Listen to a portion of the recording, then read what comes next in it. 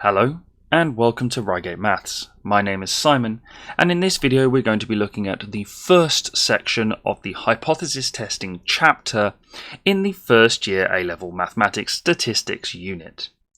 Hypothesis testing is one of those topics that students typically find very difficult because it is a strange application of the maths that you do in statistics.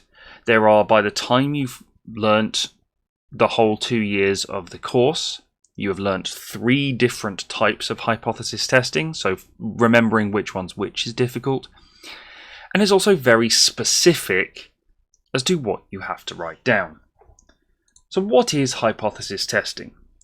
Well, it's when you take a sample of a population, do some mathematics about the sample, and use that to make conclusions about something to do with the population.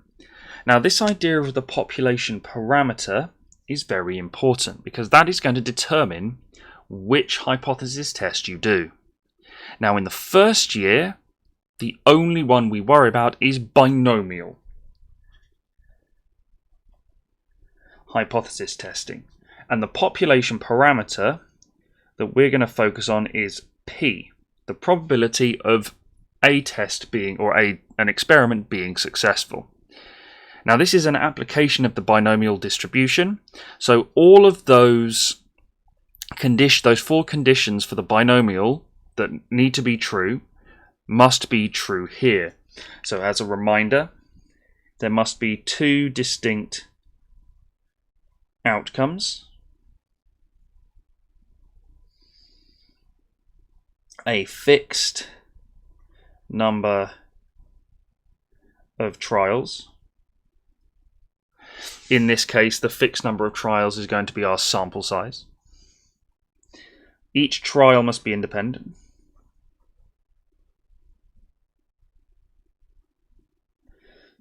And you've got to have a fixed probability of success.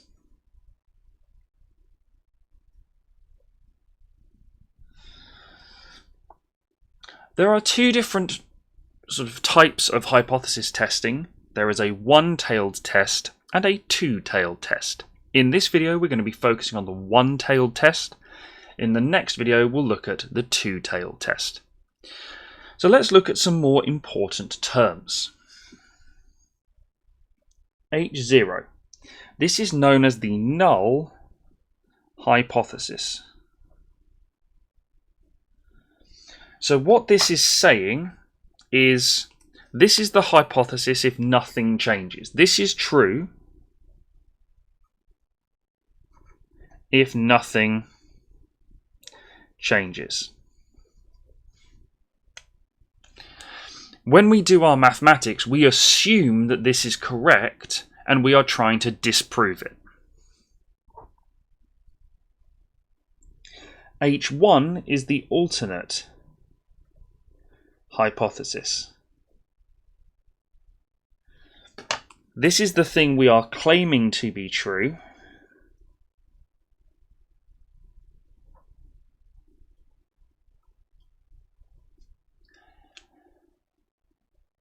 and we're saying that if the null hypothesis is wrong, this is what happens.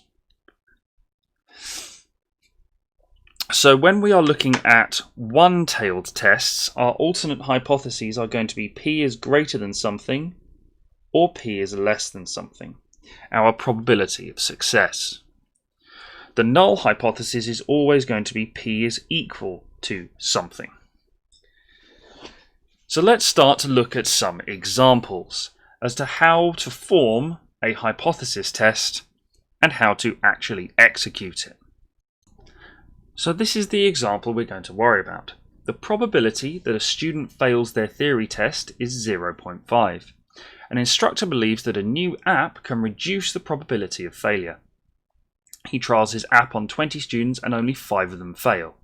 Test this claim at the 5% significance level. So first off, let's discuss some of the terminology here. First off, the significance level. What is this? So the good thing about this is you will never have to work this out for yourself. it will always be told to you in the question. And this goes for all hypothesis testing, whether it's binomial or the two that you look in the second year. We assume that the null hypothesis is true, so we assume that this statement remains true. We then use the test statistic, so this is our sample and this is our successful test. We then test whether this, or how likely this would occur in a population. If that probability is below our significance level, then we can say that this instructor's belief is true. The significance level is not an arbitrary number, it is a chosen value that is basically the confidence you have that your claim is right. So the bigger the significance level, the less confidence you can claim. The smaller the significance level, the better. Typically, in an exam, you'll be looking at 10%, 5%, or something around those numbers, maybe 2 or 1%. So relatively small percentages. Again, you don't have to worry about that. All you have to worry about is how to use it. So let's have a look at this example. First off, what we need to do is write our hypotheses. So this statement here gives us our null hypothesis. So our null hypothesis is that the probability that we fail a driving test or a theory test is 0.5. That is the claim.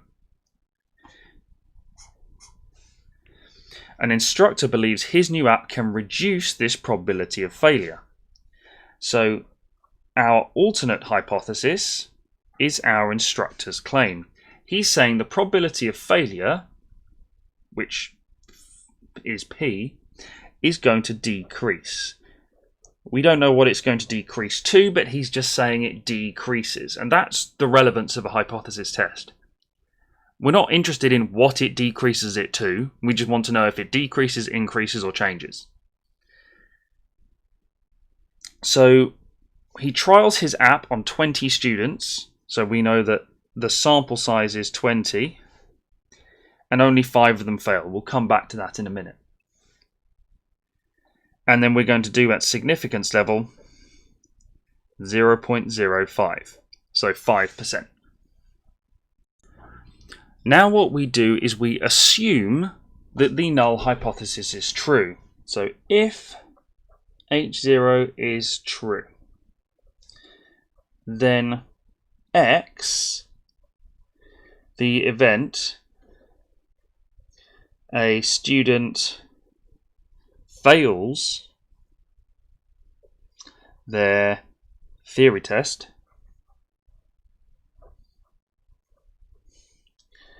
is X is distributed binomially with 20 trials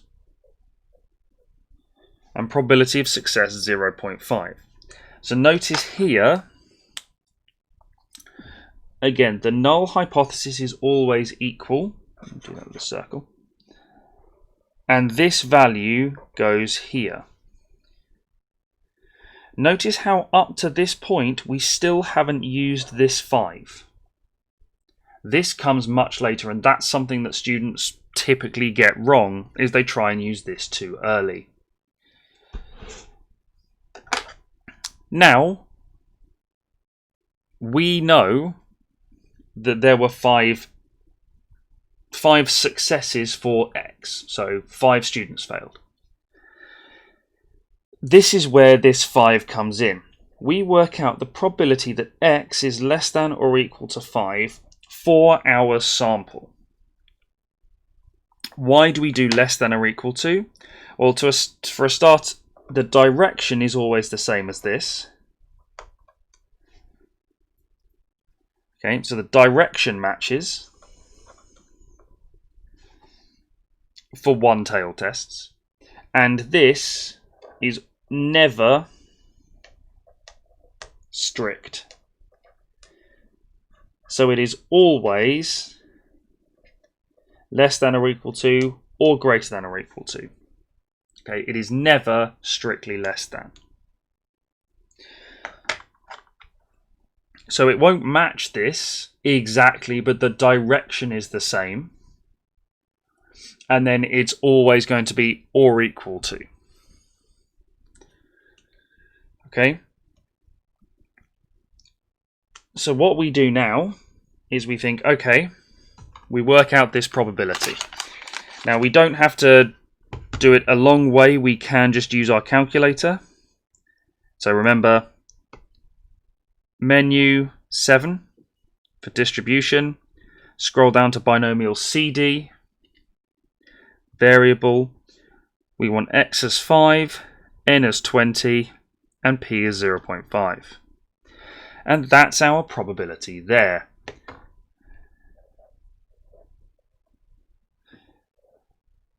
So to three significant figures, we've got 0.0207. What we do now is we compare it to the significance level. This is smaller than our significance level.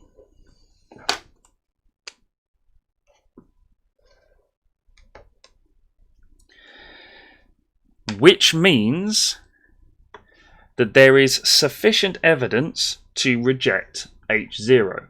Because the chance of this happening was so small that it's unlikely to have happened by accident, then his claim is true. So because we have less than our significance level, there is sufficient evidence to reject the null hypothesis. Therefore, we accept the alternate hypothesis, which means the app reduces chance of failure. It's important that you summarize in this way. You've got to say whether there's evidence to reject the H0 or not. In this case there is, because our probability is smaller than our significance level. If there is sufficient evidence, we therefore can accept the alternate hypothesis, and then we've got to relate that to the question itself. This is one way of doing a hypothesis test. This is using or calculating probabilities.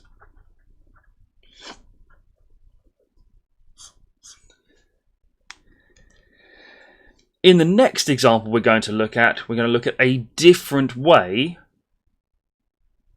to find or to calculate a hypothesis test, and that is something that we have already looked at in a previous video. So here is our second example. The standard treatment of a disease has probability 0.4 of success. A doctor has produced a new drug which has been successful with 11 out of 20 patients. The doctor claims this new drug represents an improvement on the standard treatment. Test his claim at the 5% significance level.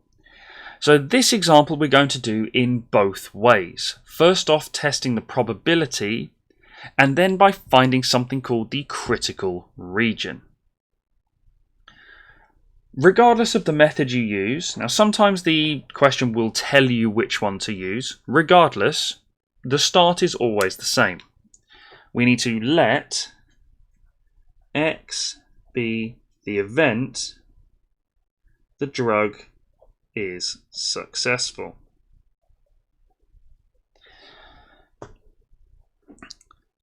So now we need to think, okay, what's our null hypothesis? The standard treatment of a disease has probability 0.4 of success. Then the doctor does some stuff and claims that it's different. But this is our null hypothesis.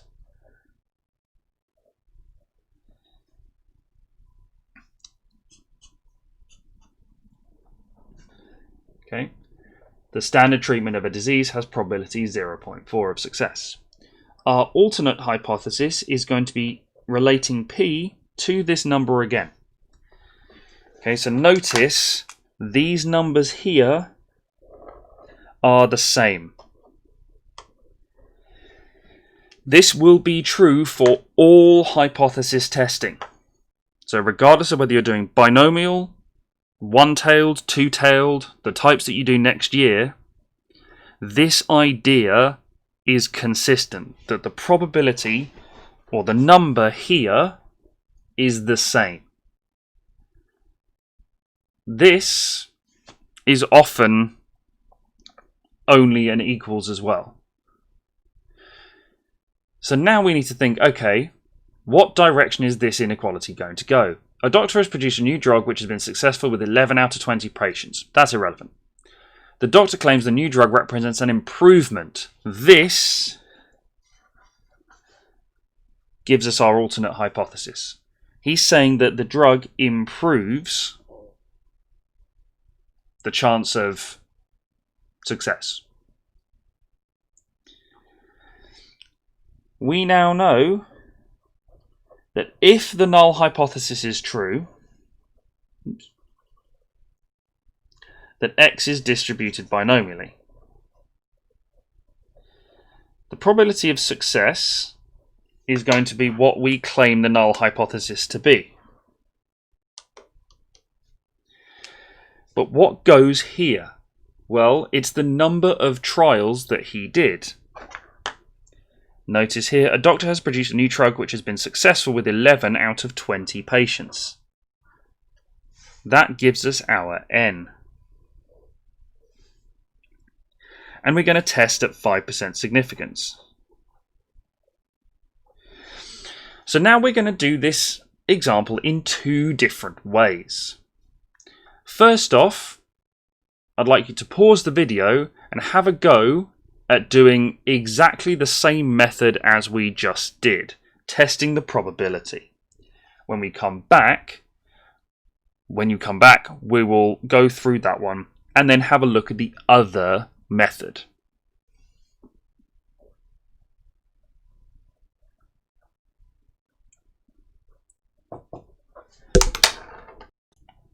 So testing probability.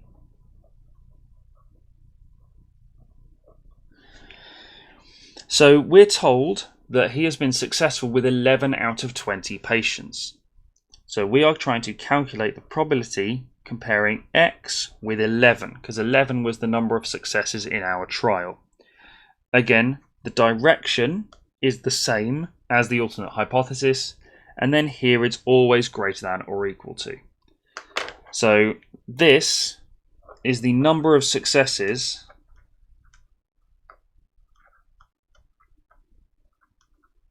in the trial, or in the experiment. Now, our calculator can't deal with greater than or equal to, so we've got to change that in the same way as we did in the binomial videos.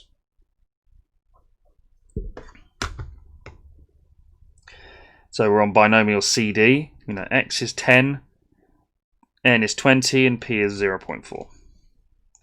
So we're doing 1 minus 0.8725.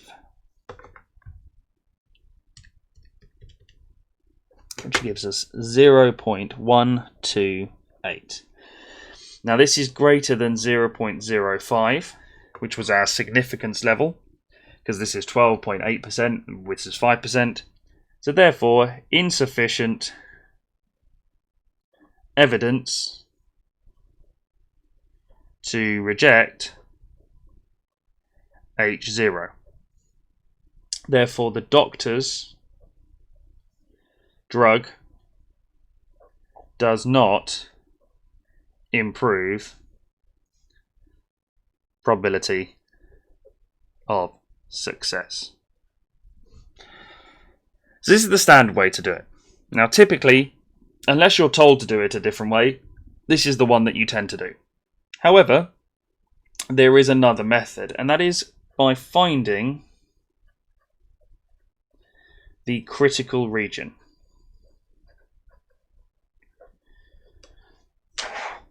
So what is the critical region? It is the values for x, or the range of values, that cause the H0, the null hypothesis, to be rejected. So a different way of doing hypothesis testing is to find the critical region and then see whether your test statistic is in that critical region or not. In this case, our test statistic is 11. So if we can find the critical region, we can find whether 11 sits in that interval. So, for the critical region, we know that there must be some value of x, little x, such that the probability here is less than 0.05. Now, if you have watched the previous video on the binomial distributions with cumulative probabilities, you'll recognize this method from the last example there. Again, our calculator can't cope with greater than or equal to, so we've got to change it.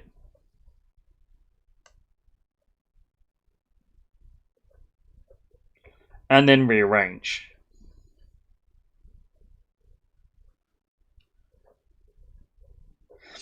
Once we're here, we use the table function, or the list function, on our calculator. Now, where do we start? So again, our binomial distribution here is 20. It has 20 trials and the probability of success is 0.4. So if we start around 8, so the expected number of successes, 20 times 0.4, we can sort of gauge from there where to go. So I would calculate 8 and then I'd probably go 2 either side, just to see. If these don't work, we can go back and add more numbers to it. N is 20, P is 0.4. Now this will take a moment for your calculator to do. So we're looking for the first value that gives us bigger than 0.95. So we can see 6 didn't do it, neither did 8 or 9, neither did 10. Okay, well that's not the end of the world. We can keep going.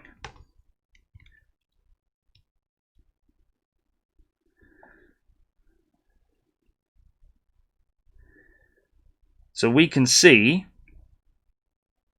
that 11 gives us 0.94 and 12 gives us 0.97. 89. So this 12 is giving us bigger than 0.95 that we wanted. So we know the probability, oops, that's wrong, that should change. There we go. That x is less than or equal to 11 was 0.94 and some other stuff. And x is less than or equal to 12 is 0.9789 and some other stuff. This is less than 0.95. This is greater than 0.95. So therefore, x minus 1 is 12. X is 13. So therefore, the critical region is x is greater than or equal to 13. What this is saying is for this probability of success with this number of this sample size, we would have to get 13 or more successes in order for us to say, yeah, this new doctor's new drug works. 11 isn't in the critical region. So all we'd say there is 11 is not in the critical region. And then we write these two statements again. Personally, I prefer to do this because it's quicker. But sometimes you will be required to do this. So if the question says, by finding the critical region, test, then you'd have to do this. Where this is practically very useful is if you are doing repetitive trials. So let's say here the doctor goes, right, I've done it with 20 patients, I've got this new drug, 20 patients, it didn't work. The probability of success is not going to change if he then redevelops a new drug.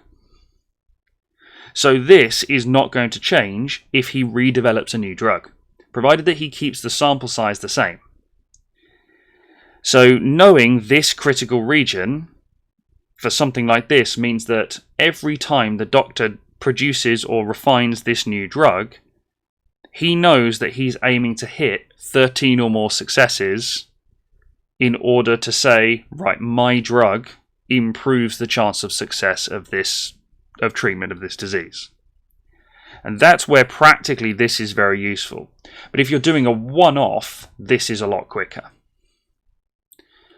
So what we're going to do in the next video is look at two-tailed test. So both of these examples are one-tailed tests. We know that because we are looking at improvement, okay, or it's going down, as in the first example. A two-tailed test is if we're just looking for something to change. But thank you for watching.